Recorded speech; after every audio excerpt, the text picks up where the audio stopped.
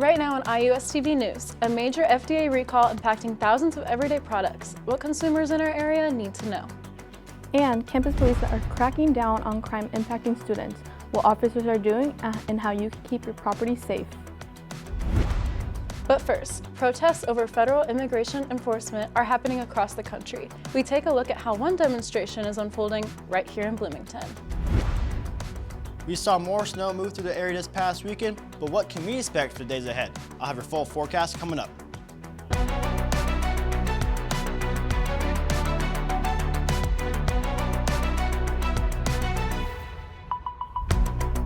Protests focused on federal immigration enforcement are taking place in cities across the country, including here in Bloomington. Thanks for joining us. I'm Lila Serene. And I'm Edith Morales. Local demonstrators gathered late last week to voice their concerns on ICE policies. That's right. Our Elena Holtz was at the Bloomington protest and has more on what happened. Elena? Thanks, guys. A few hundred people protested at City Hall Friday after the fatal shootings by federal immigration agents in Minneapolis. The demonstrations are part of a bigger wave of protests against ICE. Take a look. ICE out now! ICE out now! ICE out now! ICE out! Protesters gathered outside Bloomington City Hall Friday afternoon, asking the city to end its contract with Flock Safety, a company that provides license plate reader cameras. It's important for all of us to show up today because people and little kids, men and women, have been taken from their homes, from schools, from their workplaces because they want to be safe in America, but unfortunately racism and biasness is occurring in America every single day. The cameras collect vehicle information that supporters say helps police locate stolen cars and support investigations.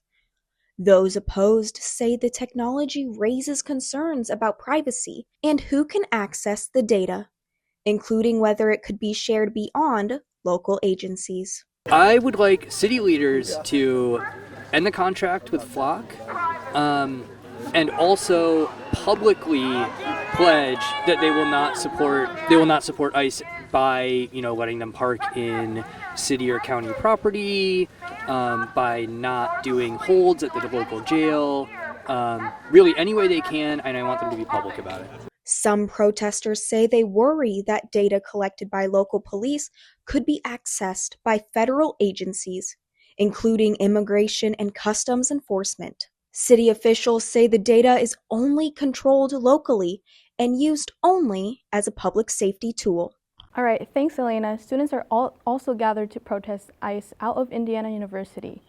IU's campus-wide calendar shows 4 virtual career expos and virtual webinars hosted by the U.S. Customs and Border Protection, inviting students to talk with CBP recruiters. Many students are disappointed with IU, and in response, they have started a petition to get ICE out of IU.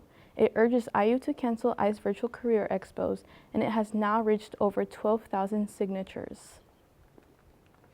I think that students at IU are very talented, they're very smart. We have so many talents here at IU, I just don't think that those talents should be going to a department that is using force against our own people. I think the students here at IU have so much power, they have so much personality, so much passion, and I think that should go towards something that will help the community rather than destroy it. Students protesting ICE out now to express the way they feel. Protests and petitions will continue this month until IU cancels the recruitment webinars across Indiana. Yet another IU fraternity is facing disciplinary action tonight. The Office of Student Life has ordered Beta Theta Pi to suspend recruitment and new member programs. The action comes as the fraternity remains under investigation for hazing. It is under interim directives, so restrictions will stay in place until the investigation is complete. Beta Theta Pi was already on probation last semester for alcohol, hazing, policy violations, and sexual harassment, making it the first organization to face disciplinary action this semester. It's been almost a week since a major snow and ice storm hit Bloomington, but all over campus, sidewalks still look like a winter obstacle course. Classes have slowly transitioned back to regular in-person, but students say they're slipping, sliding, and frustrated. In fact, shovels are now stationed at residence halls, but students are aggravated that they are the ones that should dig their paths to class. I think it's a load of crap to make every student, and there's a lot of students on this campus, to make them go and shovel their way to wherever they're going. It's like a 15, 20-minute walk to class. And they think we're just going to shovel each and every pathway? That is ridiculous. With classes going back to strictly in-person format and more snow on the way, it looks like IU students are gearing up for another week of icy paths to class.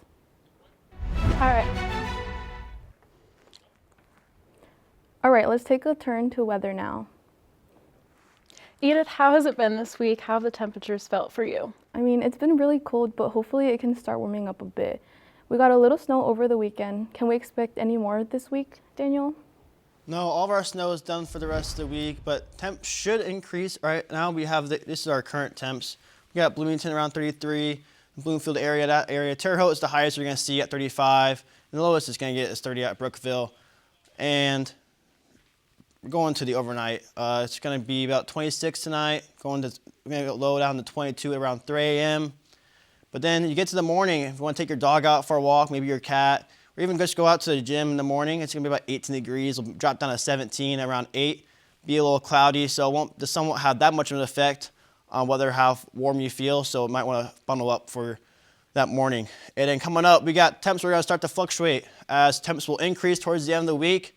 Melting snow, we want to get that snow off the roads and off the sidewalks, just like our students don't like it here. So that will lead to more sun, and back to you guys. All right, thanks, Daniel.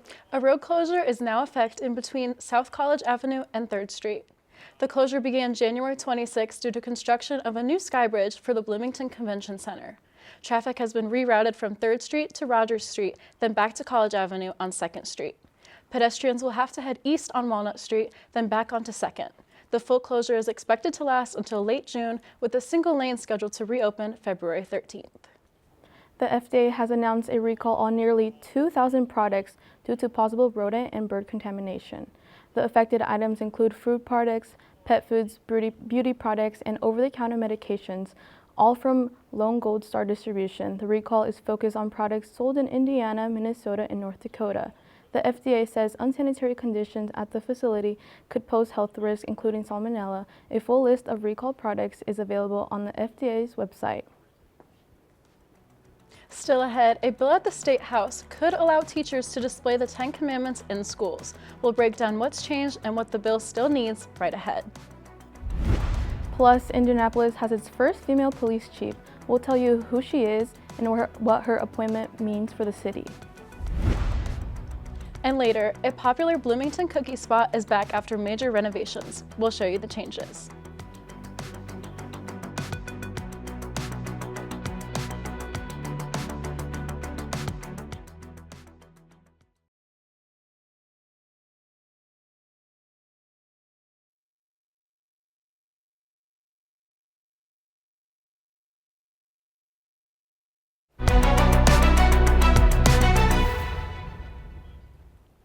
Welcome back, everyone. Edith, it's been so snowy lately. People aren't really walking or biking as much. They're taking the bus. What do you think?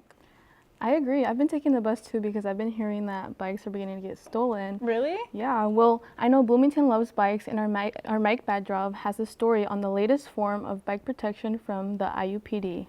The city of Bloomington and bikes go hand in hand, with the legendary Little 500 bike race hosted here every year. But what happens when those bikes are stolen? With 97 reported robberies in 2024, the Indiana University Police Department knew they needed to make a move. We saw a crime trend with bike thefts on the rise, and so we knew we had to do something, and we wanted to tell our community that we were doing it as well, just so everyone knew that we were taking this issue seriously and we were doing something to help prevent it. Enter Bait Bikes, a simple yet effective form of bike prevention. The IUPD has scattered GPS-enabled bikes across campus, which allow them to bait and track would-be thieves back to their home. The best part? They hide in plain sight. You wouldn't know where the GPS is located on these bikes, and so that's why they do blend in. So ideally, the person who's taking it has no idea, and that's where we jump in and hold them accountable. So it could be this nice orange one, maybe this red one to the left, definitely not the shiny blue one. Truth is, thieves can never know, but you can know some more ways the IUPD recommends to protect your bike, such as using a secure U-lock and avoiding flimsy bike chains. Additionally, if your bike does get stolen, make sure you record its make, model, and serial number to increase the chance of a successful recovery with the police. As always, wear a helmet and practice proper bike safety when riding on the streets. Reporting from Bloomington, Mike Badroff. If you or someone you know has any information on possible bike-related crimes, please contact the IUPD by calling 911 or going to protect.iu.edu. Indianapolis Mayor Joe Hogsett named Tanya Terry the first ever female police chief at the Indianapolis Metropolitan Police Department. Terry was a founding member of the IMPD's Violent Crime Unit. Her priorities include reducing violent crime, strengthening community bonds, officer retention, and recruiting more women. The 27-year veteran was sworn into her new position on Monday, February 2nd. Indiana legislation that would allow public teachers to display the 10 Commandments passed through a House committee with an 8-3 vote last Tuesday. House Bill number 1086 would classify the 10 Commandments as protected document in Indiana, allowing teachers and principals to display them. Though they won't be able to read them aloud in the presence of students, this follows the trend over the conservative majority states that have introduced similar legislation.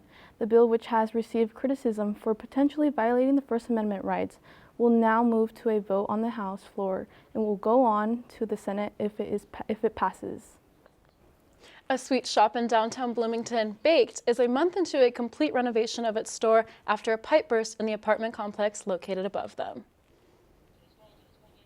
Jeremy Ness and Jason Vogley, owners of Baked, a dessert shop in downtown Bloomington, are working to undo the damage caused from a pipe burst in their building. There are 3 floors of apartments above us, and the building owner is renovating those apartments right now. Someone accidentally cut through a pipe that was supplying the sprinkler system for the fire suppression system up on the 3rd floor on December 23rd.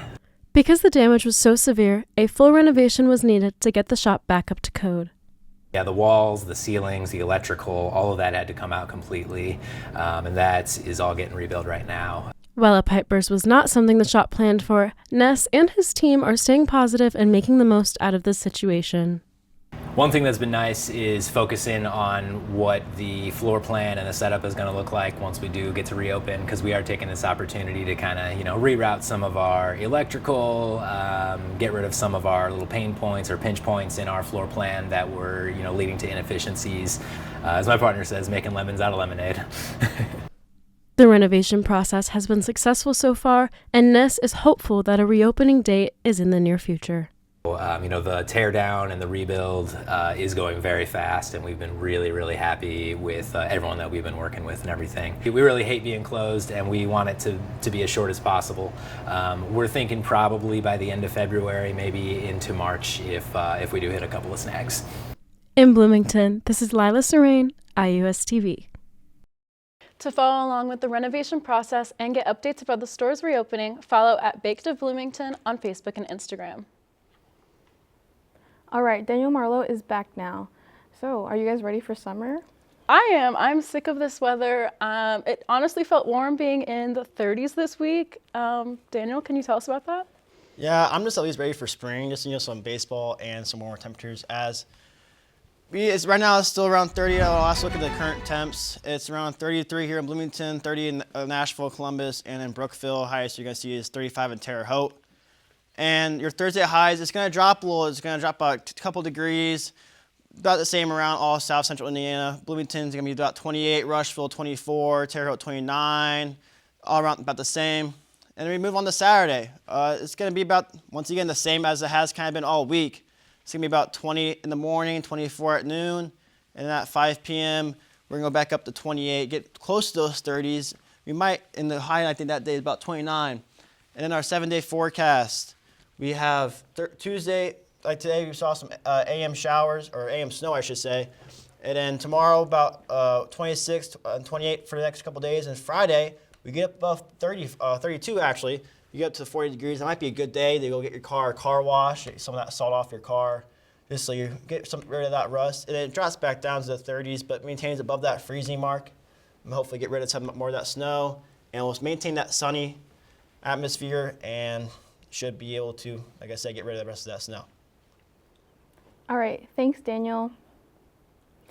Still ahead, IU takes down Purdue and UCLA, plus we'll have a look at the Winter Olympics. Our Carson Beeman has the latest when we come back.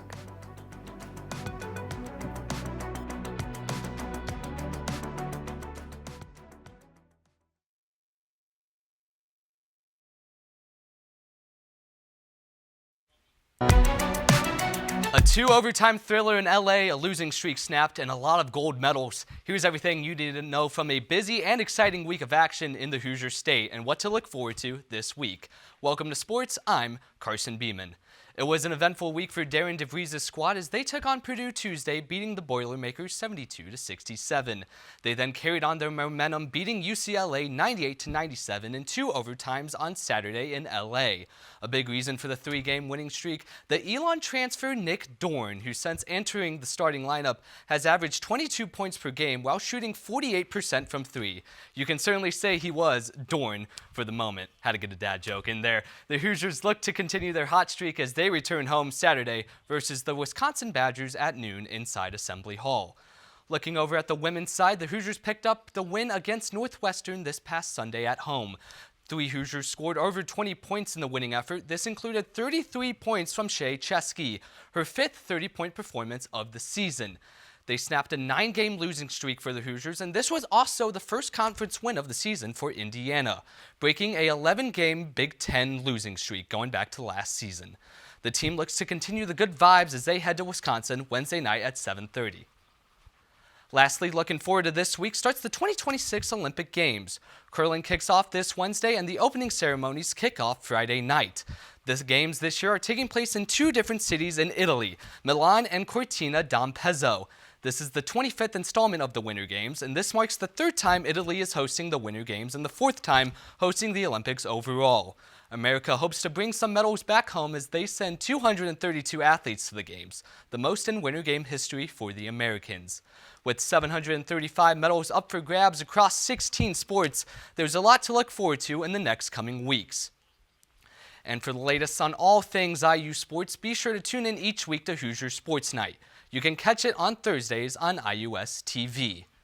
That's sports for us, guys. Big week last week, Hoosiers winning in great fashion, and then Winter Olympics. A lot to look forward to. What is your guys' favorite Olympic sport?